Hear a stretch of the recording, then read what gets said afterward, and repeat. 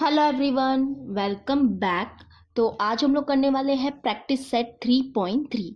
तो practice set 3.3 को start करने से पहले चलो देखते हैं कुछ बेसिक कॉन्सेप्ट और वीकेंड से फटाफट हम रिकैप करते हैं। ठीक है, वैसे तो हमने बेसिक ऑफ प्रैक्टिस सेट 3.3 यानी कि प्रैक्टिस सेट 3.3 में जो भी कॉन्सेप्ट यूज होने वाला है उसके लिए अलग वीडियो बनाया है, लेकिन यहाँ फिर भी एक छोटा सा रिकैप देखते हैं। ठीक है, तो देखो हमने क्या क्या किया था हमारे प्रीवियस वीडियो में। हमने आर्क ऑफ अ सर्कल देखा था, सेंट्रल एंगल देखा था, मेजर ऑफ अ आर्क देखा था, थ्योरम देखा था और भी बहुत कुछ देखा था। लेकिन इसमें मतलब प्रैक्टिस सेट 3.3 में जितना काम आने वाला है मैं उतने की ही बात करने वाली हूँ अभी। ठीक है, तो देखो आर्क ऑफ अ सर्कल क्या होता है। सपोज एक सर्कल है, ठीक है, और एक सीकेंट है। तो सीकेंट क्या करता है, सर्कल को दो पार्ट्स में डिवाइड करता है, राइट। तो वो जो पार्ट्स हो जाते हैं वही हमारे क्या होते हैं, आर्क होते हैं। यानी कि ये भी एक आर्क है और ये भी एक आर्क है।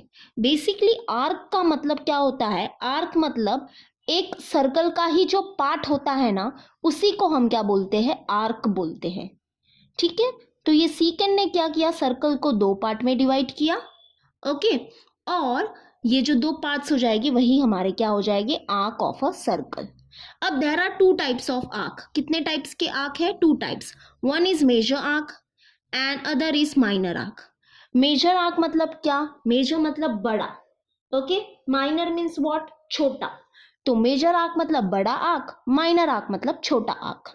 तो देखो मेजर आर्क और माइनर आर्क कैसे पता चलेगा, जिस भी साइड में क्या है, सर्कल का सेंटर है, तो वो साइड में जो आर्क बनता है ना वो हो जाता है हमारा मेजर आर्क। यस, तो ये हो जाएगा हमारा मेजर आर्क।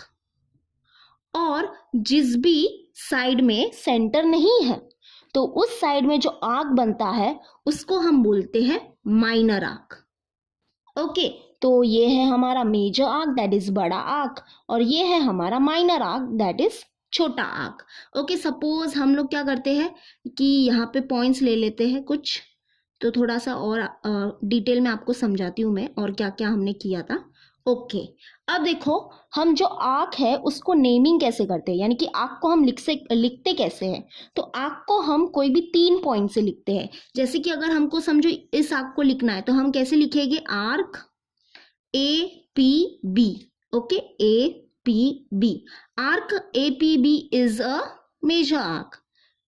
ठीक है, वैसे ही अगर समझो हमको इस आर्क को लिखना है तो कैसे लिखेंगे हम, आर्क ए क्यू बी। और ए क्यू बी क्या है हमारा, इज अ माइनर आर्क।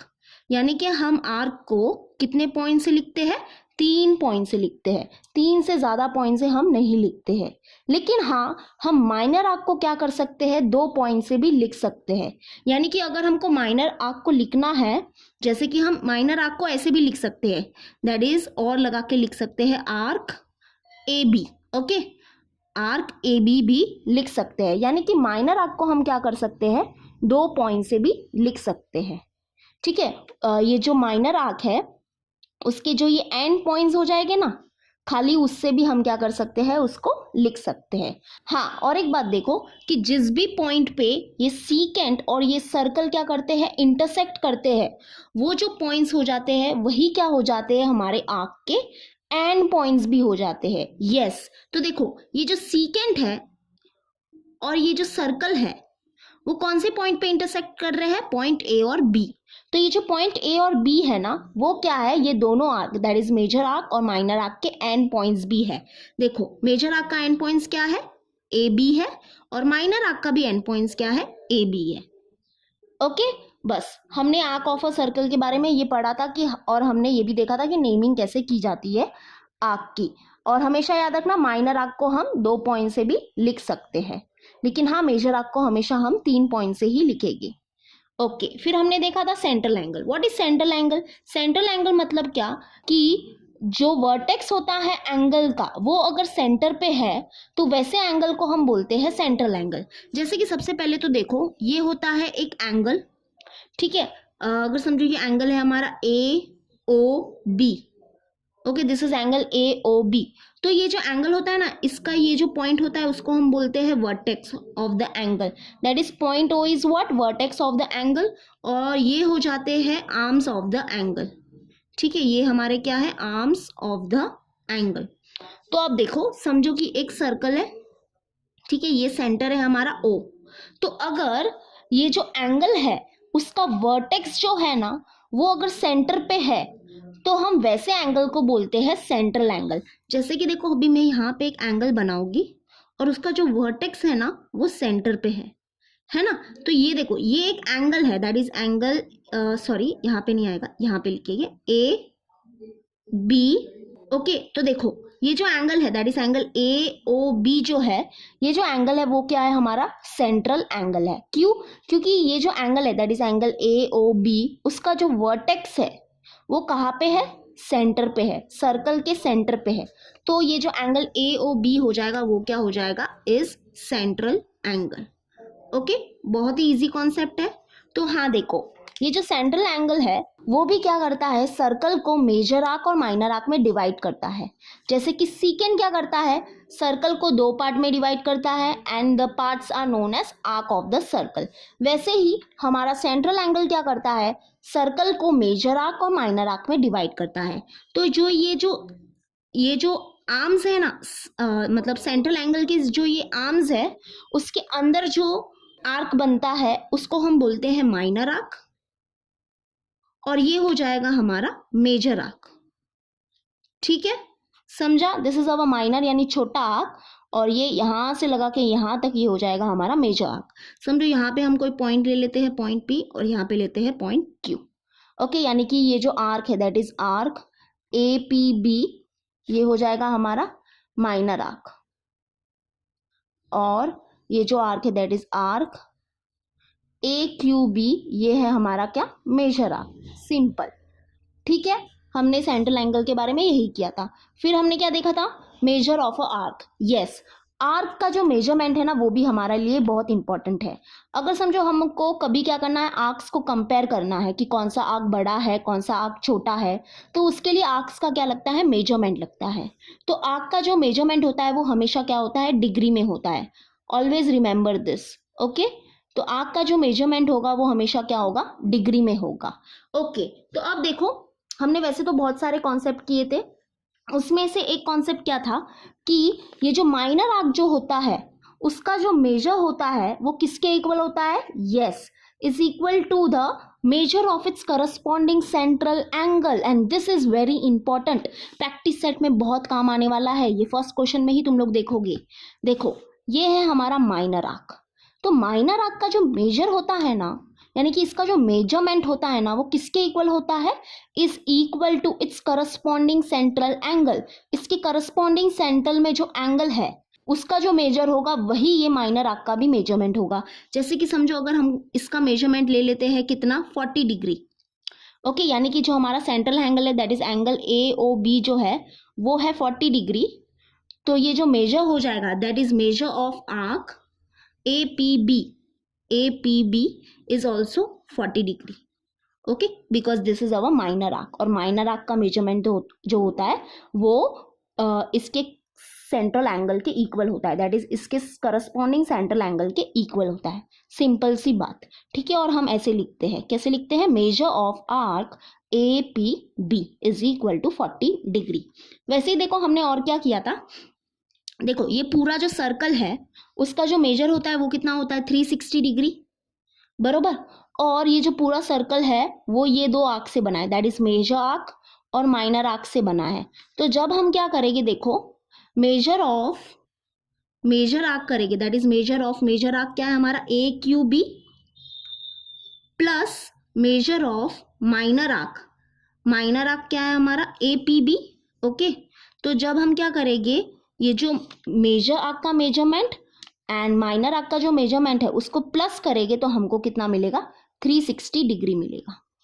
ठीक है, बिकॉज एक कंप्लीट सर्कल का जो मेजर होता है वो क्या होता है, 360 डिग्री होता है। और ये कंप्लीट सर्कल जो है वो ये दोनों आर्क से बना है, यानी कि जब हम ये दोनों आर्क के मेजरमेंट को प्लस करेंगे तो हमको 360 ही मिलना चाहिए।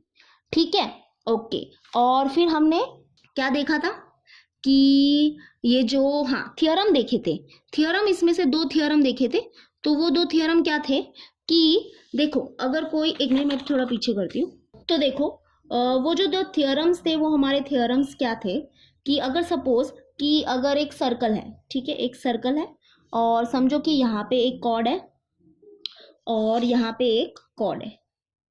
ओके, तो पहला जो थ्योरम था उसमें क्या बोला था, अगर सपोज एक सर्कल है और उसके कोई आर्क्स क्या है, कॉन्ग्रेंट है, ठीक है। तो समझो यहाँ पे मैं नाम ले लेती हूँ ए बी और इसको ले लेती हूँ पी और ये कॉर्ड को ले लेते हैं हम आर एस और इसको ले लेते हैं टी। तो यहाँ पे देखो ये दोनों आर्क अगर कोई सर्कल है और वहां पे क्या है, अगर कोई आर्क्स क्या है, कॉन्ग्रेंट है, that is arc A P B is what congruent to arc RTS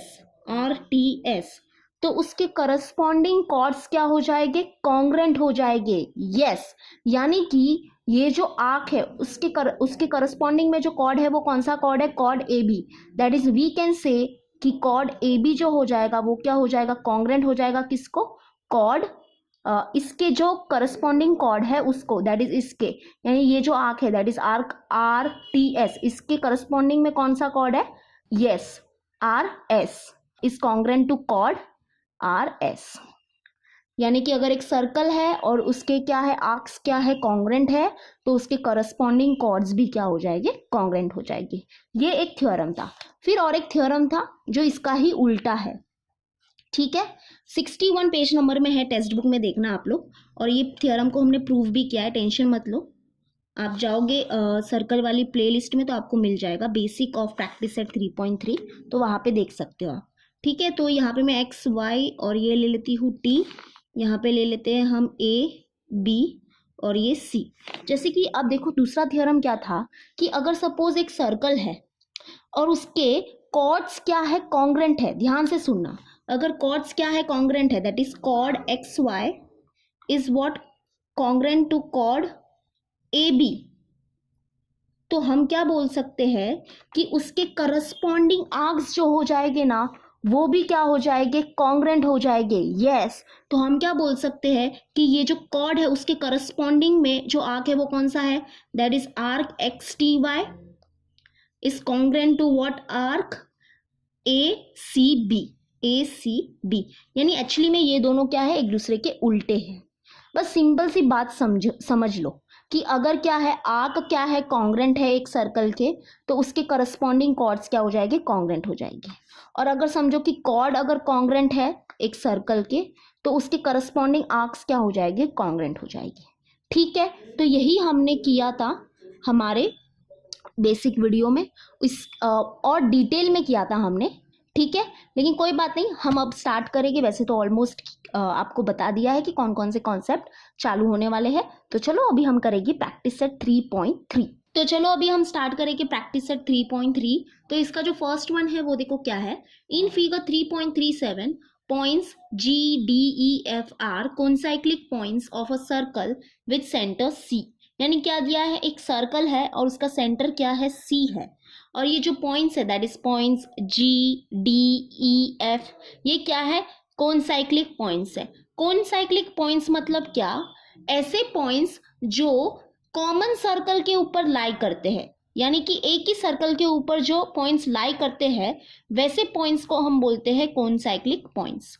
तो ये जो सारे पॉइंट्स है that is point G D E F, ये जो पॉइंट्स है वो ये सर्कल के ऊपर लाई कर रहे हैं, यानी कि एक ही सर्कल के ऊपर लाई कर रहे हैं, तो इसलिए इसको बोलेंगे concyclic points of a circle, ठीक है। और क्या दिया है, एंगल ECF, यानी कि एंगल ECF है हमारे पास 70 डिग्री, और जो मेजर आर्क है, मेजर आर्क कौन सा, DGF, यानी कि ये जो आर्क है इसका मेजरमेंट क्या है हमारे पास 200 डिग्री। और हमको क्या फाइंड करना है, फाइंड मेजर आर्क DE, यानी कि ये जो DE है, ये जो आर्क है उसका मेजरमेंट फाइंड करना है। और किसका मेजरमेंट फाइंड करना है, find and measure arc DEF, यानी कि ये जो आर्क है दैट इज DEF, इसका मेजरमेंट फाइंड करना है, ठीक है। यानी कि ये आर्क फाइंड करना है, ये आर्क का मेजरमेंट फाइंड करना है, और यहाँ से लगा के यहाँ तक ये आर्क का मेजरमेंट फाइंड करना है, ठीक है। चलो स्टार्ट करते हैं। तो सबसे पहले तो देखो ये जो एंगल है वो है हमारे पास 70 डिग्री, ओके। तो हमारे जो सोल्यूशन की शुरुआत है वो यहाँ से ही होगी। देखो ये जो एंगल है दैट इज एंगल ECF जो है वो हमारा सेंट्रल एंगल है, बरोबर। देखो ध्यान से देखो, ये जो एंगल है ये क्या है, हमारा सेंट्रल एंगल है। What is central angle? जो एंगल का वर्टेक्स क्या होता है, सेंटर पे लाई करता है, वो एंगल हो जाता है हमारा सेंट्रल एंगल। दैट इज ये जो एंगल है दैट इज ECF। इसका जो वर्टेक्स है वो कहाँ पे लाई कर रहा है, सेंटर पे लाई कर रहा है ना, and C is the centre of the circle. तो ये जो एंगल होगा वो हो जाएगा हमारा सेंट्रल एंगल। तो यहाँ पे जो ये देखो सेंट्रल एंगल जो है, यहाँ पे क्या बना है हमारा, एक माइनर आर्क बना है। This is our minor arc. अगर ये लाइन को भूल जाओगे तुम लोग तो ये एक माइनर आर्क है, और यहाँ से यहाँ लगा के पूरा मेजर आर्क की तरह इसको देखो, है ना। तो ये जो माइनर आर्क जो है उसका मेजरमेंट किसके इक्वल होता है? यस, जो माइनर आर्क होता है उसका जो मेजर होता है वो किसके इक्वल होता है? Is equal to its measure of its corresponding central angle. Yes, तो यानी कि हम क्या बोल सकते हैं, ये जो आर्क है that is measure arc EF is equal to what? Angle ECF, angle ECF। Reason क्या लिखेंगे? by definition of measure of minor arc। यानी कि जो मेजर ऑफ माइनर आर्क का डेफिनेशन है वो क्या बोलता है कि माइनर आर्क का जो मेजरमेंट होता है वो किसके इक्वल होता है? Is equal to the measure of its corresponding central angle. Okay, तो देखो देयरफॉर जो एंगल है दैट इज एंगल ECF जो है वो है अगर हमारा 70 डिग्री, तो देयरफॉर ये जो मेजर आर्क है that is major arc EF जो हो जाएगा वो भी क्या हो जाएगा? 70 डिग्री। ओके, दैट इज ये आर्क हमको क्या मिला? 70 डिग्री। और ये जो आर्क है दैट इज आर्क DF जो है, ये वाला आर्क है, उसका मेजरमेंट ऑलरेडी दिया है। इसका जो आर्क है वो क्या है? 200 है ना, 200 डिग्री। और हमको ये आर्क का मेजरमेंट फाइंड करना है सबसे पहले। तो हम क्या करेंगे, देखो एक जो कंप्लीट सर्कल होता है उसका मेजरमेंट क्या होता है? 360 डिग्री होता है, राइट। तो बस उसी का अभी यूज करने वाले हैं। देखो कैसे यूज करेंगे, यहाँ पे हम लिखेंगे that is major arc DE plus measure arc EF plus measure arc DGF is equal to what? 360 degree. क्यों 360 डिग्री? बिकॉज एक सर्कल का जो मेजर होता है, measure of a circle is what? Is 360 degree. बरोबर, एक मिनट में यहाँ पे आ जाती हूँ। Is what? 360 डिग्री। और ये जो आर्क है that is major arc DE plus measure arc EF plus measure arc DGF। तो ये सब, ये पूरा क्या मिलके क्या बना रहे हैं? एक पूरा सर्कल बना रहे हैं, है ना। तो इसलिए जो इनका मेजरमेंट होगा वो किसके इक्वल होगा? अगर इनके मेजरमेंट को अगर हम प्लस करेंगे तो वो किसके इक्वल मिलेगा? 360 डिग्री के इक्वल मिलेगा। ठीक है, तो ये हमको फाइंड करना है that is major arc DE हमको फाइंड करना है, plus what is measure of arc EF क्या है? 70। ओके, तो 70 degree plus measure of arc DGF। तो यहाँ पे क्वेश्चन में देखो मेजर ऑफ आर्क DGF है हमारे पास 200, तो यहाँ पे लिख देंगे 200 is equals to 360 degree. Okay, that is major arc DE plus 70 degree plus 200 क्या हो जाएगा? 270 degree is equals to 360 degree. Therefore measure arc DE is equal to 360 degree, और ये प्लस 270 डिग्री है, यहाँ पे शिफ्ट हो जाएगा, ये हो जाएगा minus 270 degree. And therefore measure of arc DE is equal to 360 degree minus 270 degree करेंगे तो हमको क्या मिलेगा? 90 डिग्री मिलेगा। यानी कि ये आर्क का जो मेजरमेंट है वो हमको क्या मिला? 90 डिग्री मिला। ठीक है, वैसे ये सब आपको लिखना नहीं है, बस मैं बताने के लिए आपको लिख रही हूँ इसके ऊपर मेजरमेंट। तो बस बहुत ही इजी था, है ना। ये आर्क का मेजरमेंट तो दिया ही था हमको, और हमने सेंट्रल एंगल की मदद से ये वाले आर्क का मेजरमेंट निकाल दिया। और हमको ये तो पता ही होता है कि पूरा कंप्लीट सर्कल जो होता है उसका मेजरमेंट जो होता है वो 360 डिग्री के इक्वल होता है। तो बस हमने सारे आर्क के मेजरमेंट को ऐड किया तो हमको वो किसके इक्वल मिलेगा? 360 डिग्री के इक्वल ही मिलेगा। वो चीज़ को हमने यूज़ किया और हमने ये वाले आर्क का मेजरमेंट निकाला। अब हमको क्या निकालना है? Find the measure of arc DEF। तो देखो ये जो आर्क है DEF वो बना है दो आर्क से, यानी कि एक तो हमारा पहला आर्क हो जाएगा DE और दूसरा आर्क हो जाएगा हमारा EF। तो देखो इसको हम कैसे लिखेंगे, मैं यहाँ पे ही कर लेती हूँ। ठीक है, इसको यहाँ पे ही कर लेती हूँ ताकि फिगर हमारे नज़रों के सामने भी रहे। तो अब देखो हम क्या लिख सकते हैं कि मेजर आर्क DEF जो है वो किसके इक्वल हो जाएगा, is equal to what, measure arc DE plus measure arc EF, बरोबर। क्योंकि ये जो आर्क है दैट इज DEF जो आर्क है वो दो छोटे छोटे आर्क से बना है, तो बस इसके मेजरमेंट को प्लस कर देंगे तो हमको जो आर्क है दैट इज आर्क DEF का जो मेजरमेंट है वो मिल जाएगा। तो हमारे पास जो मेजर ऑफ आर्क DE है यानी कि जो अभी हमको मिला था वो कितना मिला था, 90 डिग्री मिला था। ठीक है, तो यहाँ पे हम ऐसे लिख सकते हैं, इक्वेशन 1 डाल के लिख सकते हैं ताकि हम यहाँ पे फिर लिखेंगे, टेंशन में तो बताती हूँ क्या करना है। प्लस और मेजर आर्क EF जो आया है वो क्या है हमारे पास 70 डिग्री है। ठीक है, तो एक्चुअली में हम क्या करेंगे, इसको दे देते हैं इक्वेशन 1 और इसको दे देते हैं इक्वेशन 2। ठीक है, तो यहाँ पे हम फिर लिख सकते हैं कि फ्रॉम 1 एंड 2। ठीक है, समझा आपको? यस, यानी कि ये हमारा 2 से आया है और ये हमारा 1 से आया है। तो 90 डिग्री प्लस 70 डिग्री करेंगे तो हमको क्या मिलेगा, 160 डिग्री। ओके, दैट इज हम क्या बोल सकते हैं कि measure arc DEF is equal to what, 160 degree. बहुत ही सिंपल है, ये हमारा आंसर है और ये एक हमारा आंसर है। ठीक है, बहुत ही इजी है, बस आर्क को अच्छे से ऐड करना हमको आना चाहिए कि कौन सा आर्क कब ऐड होता है और उसको किसके इक्वल लिखने का बरोबर, वो सब बस हमको आना चाहिए।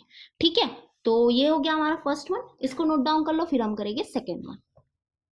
तो चलो अभी हम करेंगे सेकेंड वन देखो क्या है, in figure 3.38 triangle QRS is an equilateral triangle. Okay, जो हमारा ट्राइंगल है QRS वो क्या है, equilateral triangle. What is equilateral triangle? Equilateral triangle मतलब ऐसा ट्राइंगल जिसके सारे साइड्स क्या होते हैं, कॉन्ग्रेंट होते हैं और वी कैन से इक्वल होते हैं। ठीक है, तो इसके सारे साइड्स क्या है, ये जो ट्राइंगल है QRS उसके सारे साइड्स क्या है, कॉन्ग्रेंट है। ओके, हमको क्या प्रूव करना है, देखो, prove that arc RS is congruent to arc QS and is congruent to arc QR। ठीक है, हमको क्या प्रूव करना है, सिंपल सी बात है, ये तीनों आर्क क्या है, कॉन्ग्रेंट है, ये हमको प्रूव करना है। और सेकेंड वन क्या करना है हमको, मेजर ऑफ आर्क QRS यानी कि ये जो आर्क है QRS इसका जो मेजर है वो क्या है, 240 डिग्री, ये हमको बताना है, शो करना है। तो ठीक है, चलो हम स्टार्ट करते हैं फर्स्ट वन से। बहुत ही इजी है ये क्वेश्चन, मतलब इतना इजी है कि पूछो मत। तो देखो कैसे स्टार्ट करेंगे, देखो ये जो ट्राइंगल है हमारा, यहाँ पे थोड़ा सा, हाँ चलो, ये जो ट्राइंगल है, ये जो ट्राइंगल QRS जो है, ट्राइंगल QRS है वो क्या है, is an what, is an equilateral triangle. अगर ये क्या है, एक इक्विलेटरल ट्राइंगल है, इसका मतलब इसके सारे साइड्स क्या हो जाएंगे, कॉन्ग्रेंट हो जाएंगे, है ना। तो हम लिख देंगे कि सेगमेंट RS जो है वो क्या हो जाएगा, कॉन्ग्रेंट हो जाएगा किसको, सेगमेंट QS को। Okay, and it will be congruent to segment QR। क्या लिखेंगे, reason, sides of an equilateral triangle. Sides of an equilateral triangle मतलब क्या, कि इक्विलेटरल ट्राइंगल के जो साइड्स होते हैं वो होते हैं कॉन्ग्रेंट, इसलिए हमने यहाँ पे बीच में कॉन्ग्रेंट लगाया है। तो देखो अब ये जो साइड्स जो है, ये जो ट्राइंगल के जो साइड्स जो है ना, एक्चुअली में वो क्या है कि ये जो सर्कल है ना उसके कॉर्ड भी है ना। ये जो RS QS QR ये तीनों क्या है, ये सर्कल के कॉर्ड भी है। यानी कि वी कैन से ये सेगमेंट को रिप्लेस करके अभी हम क्या लिख सकते हैं कि जो कॉर्ड RS है वो हो जाएगा कॉन्ग्रेंट किसको, कॉर्ड QS को, and which is congruent to what, chord QR, है ना। क्योंकि ये जो ट्राइंगल के जो साइड्स है वो क्या है, ये सर्कल के कॉर्ड भी है। अगर ये ट्राइंगल के सारे साइड्स क्या है, कॉन्ग्रेंट है, इसका मतलब हम ये बोल सकते हैं कि ये सारे कॉर्ड्स क्या है, कॉन्ग्रेंट है। तो देखो अभी यहाँ पे एक थ्योरम यूज होने वाला है। वो थ्योरम क्या है कि अगर एक सर्कल है और उसके अगर कॉर्ड्स क्या है, कॉन्ग्रेंट है, तो उसके करस्पॉन्डिंग आर्क्स भी क्या हो जाते हैं, कॉन्ग्रेंट हो जाते हैं। यस, तो बस हमारा जो ये प्रूफ करना है जो हमको, वो हमारे नजरों के सामने है। अगर ये तीनों कॉर्ड्स क्या है, अगर कॉन्ग्रेंट है, तो हम क्या बोल सकते हैं वो थ्योरम से कि इसके जो करस्पॉन्डिंग आर्क्स जो हो जाएंगे वो भी क्या हो जाएंगे, कॉन्ग्रेंट हो जाएंगे। यानी कि हमको क्या मिलेगा, ये आर्क, ये आर्क, ये आर्क क्या मिलेगा, तीनों कॉन्ग्रेंट मिलेगा। ठीक है, तो बस वो स्टेटमेंट को हमको लिखना पड़ेगा। क्या लिखेंगे, देखो, corresponding arcs of congruent chords of a circle are congruent. Okay, are congruent. Therefore we can write कि ये जो कॉर्ड है, देखो ये जो कॉर्ड है आर एस, उसके करस्पॉन्डिंग जो आर्क है वो कौन सा है हमारा, आर्क आर एस है। ठीक है, R S which will be congruent to what, देखो ये जो कॉर्ड है, कॉर्ड क्यू एस जो है, कॉर्ड क्यू एस जो है उसके करस्पॉन्डिंग में जो आर्क है वो कौन सा आर्क है, आर्क क्यू एस, है ना। तो is congruent to arc Q S and is congruent to chord Q R. Chord Q R के जो करस्पॉन्डिंग में जो आर्क है वो कौन सा आर्क है, आर्क क्यू आर है। That is congruent to arc Q R. Okay, देखो ये कॉर्ड्स क्या थे, ये कॉर्ड्स क्या थे, तीनों कॉन्ग्रेंट थे, तो इसके करस्पॉन्डिंग आर्क जो हो जाएंगे वो भी क्या हो जाएगी, कॉन्ग्रेंट हो जाएगी। सिंपल है, तो बस ये हमने लिख दिया बाय यूजिंग दिस थ्योरम, ये थ्योरम का यूज करके हमने लिखा। तो दो जो हमको फर्स्ट प्रूव करना था वो हमने कर लिया। ठीक है, डन हो गया है, मतलब आंसर आ ही गया है। अभी हम करेंगे सेकेंड वन। तो देखो सेकेंड वन के लिए हमको क्या लगेगा, देखो अब ये जो आर्क्स है वो क्या है, कॉन्ग्रेंट है, बरोबर। तो दो आर्क्स कब होते हैं कॉन्ग्रेंट, जो आर्क्स जो होते हैं वो कब कॉन्ग्रेंट होते हैं, यहाँ इसके बेस पे हमने एक एक्टिविटी भी की थी। हम कब बोल सकते हैं कि आर्क्स क्या है, कॉन्ग्रेंट है, जब उनका मेजरमेंट, जब उनका क्या मेजरमेंट और जब उनका रेडियस क्या होता है, सेम होता है, रेडाई क्या होता है, सेम होता है, तब हम बोलते हैं कि वो आर्क क्या है, कॉन्ग्रेंट है। ठीक है, तो अगर ये तीनों आर्क क्या है, कॉन्ग्रेंट है, तो हम क्या लिख सकते हैं, देखो हम ले लेंगे लेट ये जो आर्क है, यानी कि ये जो measure of arc R S जो है वो हो जाएगा equal to what, measure of arc Q S and which will be equal to what, measure of arc Q R. ठीक है, यानी कि हम क्या करने वाले हैं, ये जो तीनों आर्क का जो मेजरमेंट है वो हम लेने वाले हैं इज इक्वल टू एक्स, क्योंकि अगर ये तीनों आर्क क्या है, कॉन्ग्रेंट है, तो इनका जो मेजरमेंट हो जाएगा वो भी क्या हो जाएगा, कॉन्ग्रेंट हो जाएगा। तो हम उसके लिए ले रहे हैं एक्स ले रहे हैं। ठीक है, तो देखो अब एक्स क्यों लिया है, क्योंकि ये जो तीनों आर्क जो है ना वो क्या बनाता है, एक पूरा कंप्लीट सर्कल बनाता है। और एज वी नो कि एक कंप्लीट सर्कल का जो मेजरमेंट होता है वो क्या होता है, 360 डिग्री होता है। और ये जो पूरा कंप्लीट सर्कल जो है वो ये इन्हीं तीनों आर्क से बना है। तो हम देखो क्या लिख सकते हैं कि ये जो measure of arc R S plus measure of arc Q S plus measure of arc Q R is equal to what, 360 degree. Reason क्या लिखेंगे हम कि जो सर्कल का जो मेजर होता है, that is measure of a circle is what, 360 degree. और ये तीनों आर्क मिलके क्या बना रहे हैं, पूरा सर्कल बना रहे हैं, इसलिए हमने इसको इक्वल टू लिखा है 360 डिग्री। ठीक है, अब देखो ये जो हमने आर्क के जो मेजरमेंट लिए हैं, तीनों आर्क के वो मेजरमेंट क्या लिए है, एक्स लिए, क्योंकि ये तीनों आर्क क्या है, कॉन्ग्रेंट है, तो इनके मेजरमेंट भी क्या हो जाएंगे, कॉन्ग्रेंट हो जाएगी, यानी कि इक्वल हो जाएंगे, और इसलिए हमने लेट लिया है एक्स। तो इसको दे देते हैं इक्वेशन 1, तो इसके जगह पे हम लिखेंगे एक्स प्लस इसका जो मेजरमेंट है वो भी है एक्स प्लस इसका मेजरमेंट है वो भी क्या है, X is equals to 360 degree. और यहाँ पे हम लिख देंगे फ्रॉम इक्वेशन 1। ठीक है, ये जो एक्स एक्स एक्स लिखा है वो इक्वेशन 1 से लिखा है। तो अब देखो एक्स एक्स एक्स क्या हो जाएगा, 3x हो जाएगा, 3x is equals to what, 360 degree, है ना।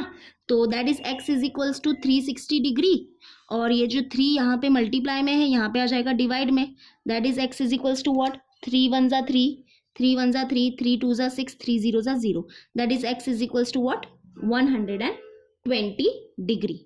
ओके, यानी ये हमको क्या मिला है, देखो ध्यान से अभी समझने की कोशिश करो। हमको क्या मिला है कि ये आर्क का जो मेजरमेंट है वो भी 120 डिग्री है, ये आर्क का जो मेजरमेंट है वो भी 120 डिग्री है, और ये आर्क का जो मेजरमेंट है वो भी क्या है, 120 डिग्री है, यानी कि तीनों आर्क का मेजरमेंट क्या है, 120 डिग्री है।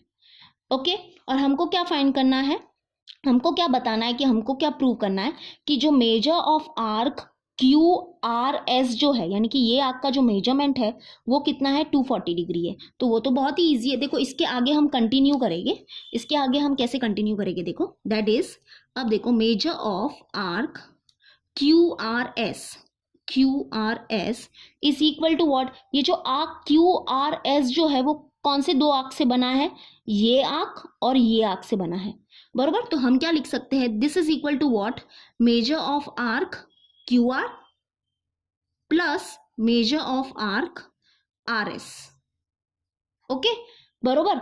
That is measure of arc Q R S is equal to what, ये आर्क है हमारे पास क्या 120 डिग्री, और ये आर्क भी क्या है हमारे पास 120 degree. That is equal to what, 120 degree plus 120 degree करेंगे तो हमको क्या मिलेगा, 240 डिग्री मिलेगा। ओके समझा आपको ये हमने कैसे प्रूव किया, बहुत ही इजी है। देखो इसके आगे ना, इसके बाद भी हम लिखेंगे। अब हमको x मिल गया था 120 डिग्री, बरोबर। यानी हमको क्या मिल गया था कि ये जो सारे आर्क के जो मेजरमेंट है, that is measure of arc R S, और ये जो है that is equal to what, measure of arc Q S, that is equal to what, measure of arc Q R, वो सारे हमको क्या मिल गए थे, 120 डिग्री मिल गए थे। ये लिखना ज़रूरी है, ठीक है।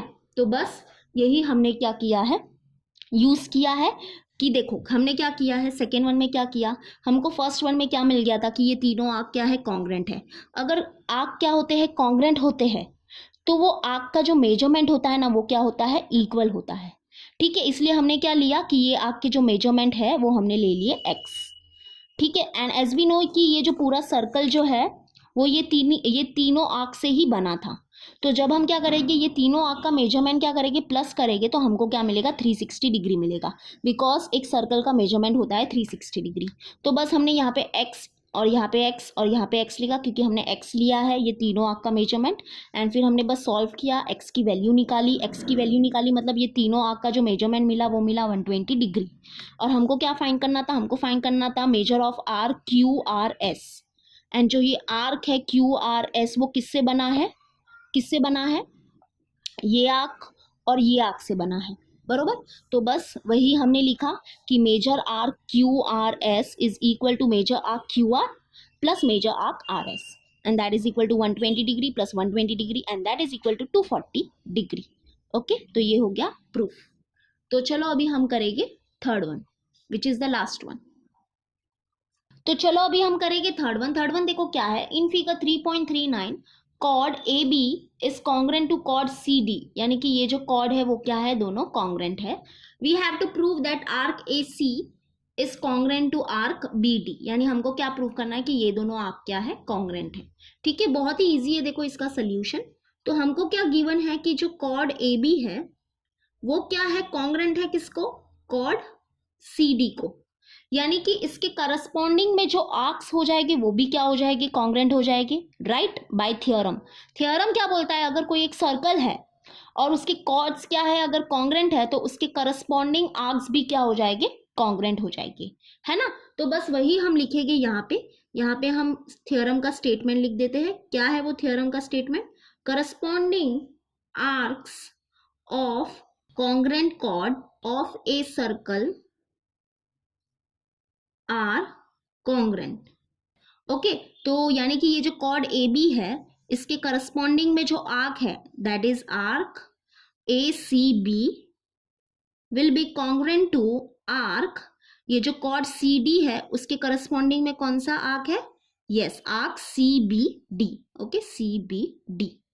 क्लियर है, इतना समझा। अब देखो अगर कभी भी दो आर्क क्या होते हैं, कॉन्ग्रेंट होते हैं, इसका मतलब उसका मेजरमेंट क्या होगा, वो भी क्या होगा, इक्वल होगा, है ना। तो we can write measure of arc A C B will be equal to what, measure of arc C B D. इसको दे देते हैं इक्वेशन नंबर 1। अब देखो ये जो आर्क है, आर्क ए सी बी जो है वो किससे बना है, ये छोटे छोटे आर्क से बना है, बरोबर। तो हम क्या लिख सकते हैं कि ये जो measure of arc A C B जो है, measure of arc A C B जो है वो किसके इक्वल होगा, is equal to measure of arc A C plus measure of arc C B, okay. चलो इसको दे देंगे इक्वेशन नंबर 2।